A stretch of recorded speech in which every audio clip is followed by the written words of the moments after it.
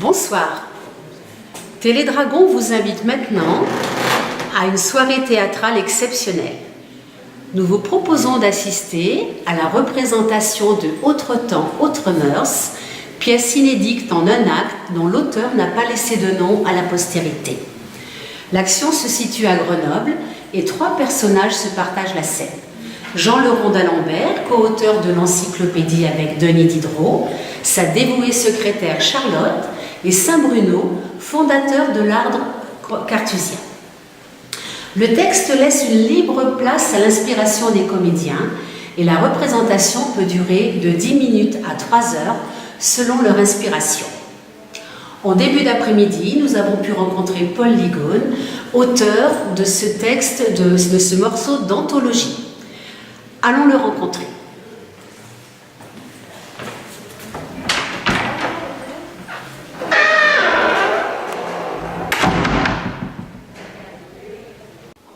Bonjour Paul, vous avez beaucoup à faire à quelques heures de la représentation et je vous remercie de nous accorder quelques instants. Je vous en prie. Se lancer dans le montage d'une telle pièce n'est-il pas audacieux? Bon, c'est pas à moi d'en juger, c'est à vous de le dire. Hein. Je me suis laissé dire que cette première était l'aboutissement d'un travail considérable. Ah, comment dire pour... Non, puis d'ailleurs, c'est pas comme ça que ça marche. L'activité de l'artiste n'est pas un travail. Qu'est-ce qui vous a décidé à monter cette pièce? Pour faire vite, c'est la sériation perspectiviste dans l'approche adventiste de l'auteur pour l'essentiel. Je crois que ce texte réduit le fondement dialectique du propos à un pluralisme d'assemblages originaux, n'obéissant finalement qu'à la seule nécessité de leur existence. Et ça, c'est totalement nouveau. C'est-à-dire, vous pouvez développer? Écoutez, il n'y a peut-être pas de mots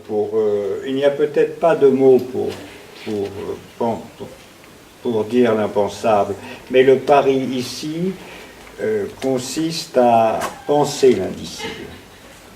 Pourquoi allez-vous me dire? Parce que l'art doit être considéré comme un paradigme hors champ qui ne saurait faire saillie qu'exceptionnellement ou accidentellement. Et sans phare, voilà, c'est tout. Merci beaucoup, Paul, de nous avoir éclairé quant à votre démarche. Télédragon souhaite un beau succès à votre pièce. Non, pardon. Ça marche pas comme ça. Je ne suis pas dans une démarche. J'improvise et je navigue à vue. Hein. Par ailleurs, l'art n'a pas besoin de plaire et la question de son succès est véritablement sans objet. Voilà tout. Hein. Assurément. Voilà qui ouvre aux spectateurs de Télédragon des perspectives sans précédent. Merci encore, Paul. Maintenant que vous en savez un petit peu plus sur la genèse de cette pièce, nous vous laissons la découvrir. Nous vous poserons ensuite une petite question en rapport avec la pièce et si vous trouvez la bonne réponse, vous gagnerez une petite récompense. Télédragon vous souhaite une excellente soirée théâtrale.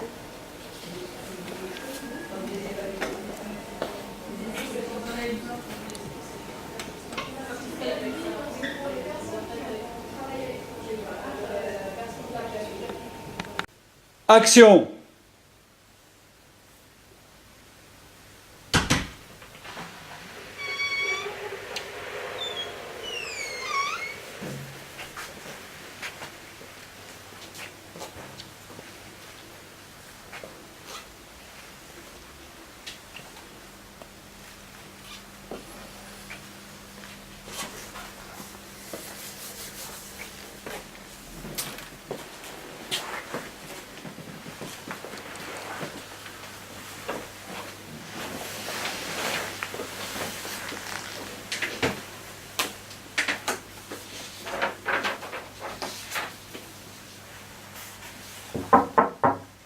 Entrez, je vous prie.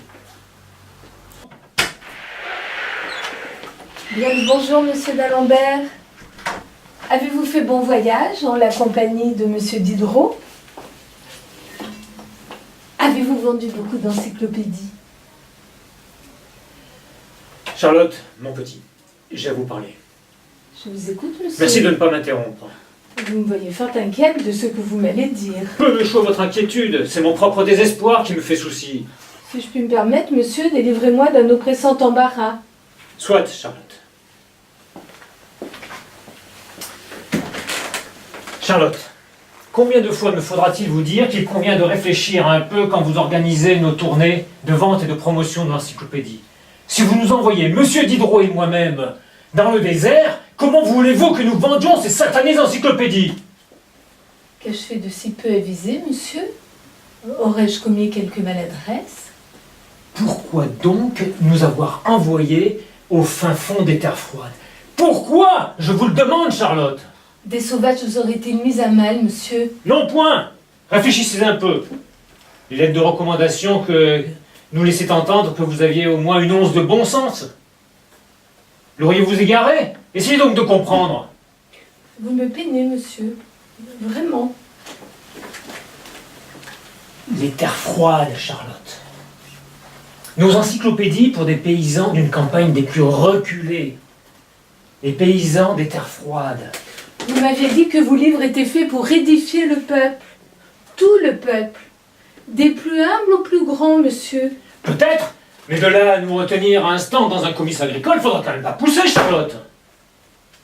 Je croyais bien faire, monsieur. Je viens moi-même du petit peuple. Et je trouve vos encyclopédies bien belles.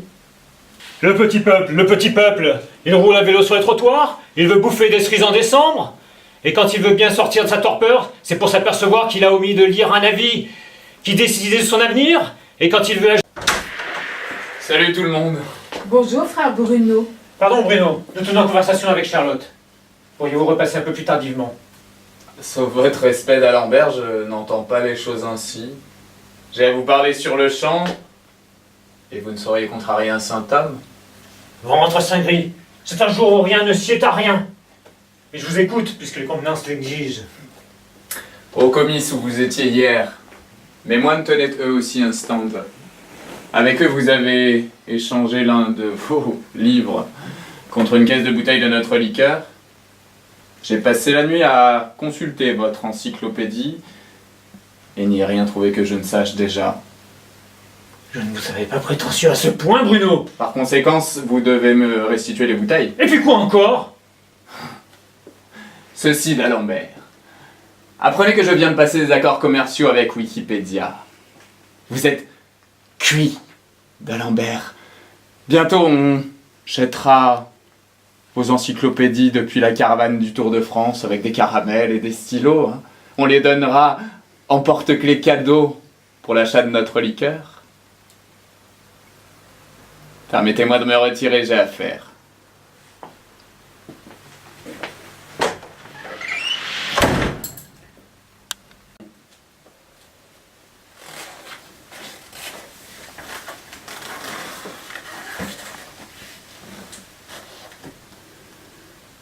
Passez-moi, je crois rêver. Vous passez? Ah, mais jamais je n'oserais. Ce n'est point convenable. Je ne sais que dire, monsieur. Voilà bien comment se fait les saints. Diable Bruno! Vais-je perdre ma place, monsieur? Je n'ai déjà plus la mienne dans ce monde, Charlotte. Vous êtes jeune, vous retrouverez aisément un job. J'ai déjà dans l'idée d'avoir un projet. Pour faire quoi, par exemple? Ah, mais je ne sais pas encore, monsieur. On m'a dit qu'on n'est rien dans ce monde si l'on n'a pas de projet. Et que l'on est moins que rien si l'on n'en forme pas un tous les 3-4 matins. Évidemment! Vous voulez mon avis? Contentez-vous de n'être rien pour ce monde. Il ne mérite pas votre talent. Vous n'en serez que plus heureuse, Charlotte. Et le monde s'en remettra, car il va toujours comme il va. Et sa marche nous échappe, mon petit. Quels que soient nos efforts et notre vigilance. Laissez tomber, oubliez tout cela. Et ce Bruno, et son Wikipédia. Vous ne devez avoir de projet que de devenir vous-même votre propre encyclopédie, au rythme qui vous convient, avec une exigeante constance. Qui se connaît en sa profondeur peut envisager connaître les autres et comprendre pourquoi le monde va mal, Charlotte.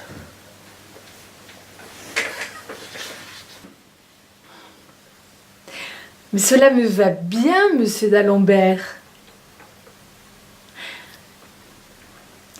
Nous allons cacher les encyclopédies du mieux qu'on pourra en un lieu secret, scellé en un mur épais.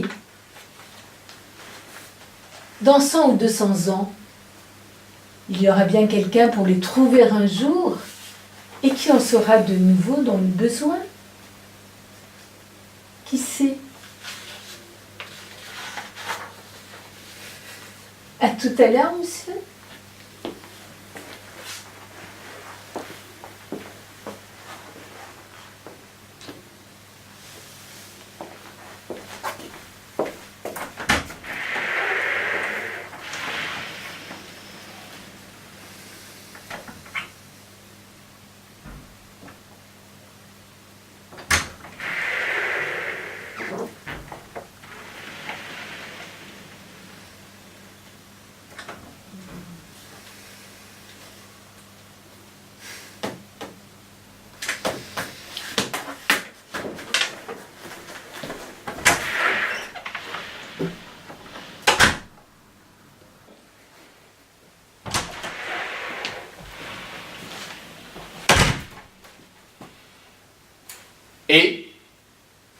Épilogue.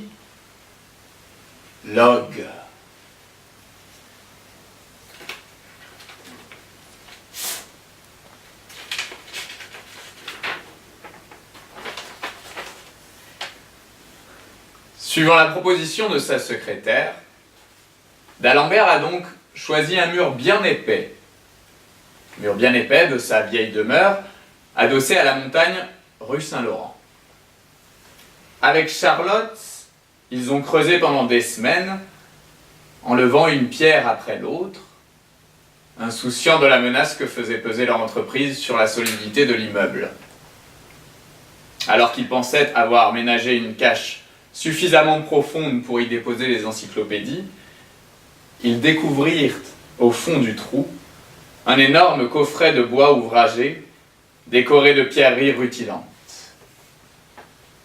Dans ce vénérable écrin trônait un très très gros livre hors d'âge, écrit en un français hors d'âge, sur un parchemin, à vous, Hors d'âge. hors d'âge. L'ouvrage portait un très long titre.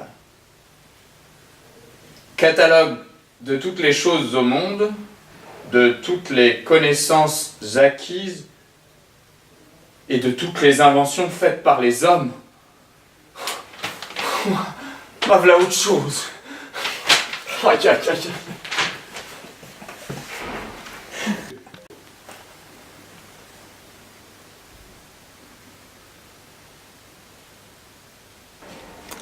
Télédragon espère que vous avez passé une agréable soirée en sa compagnie.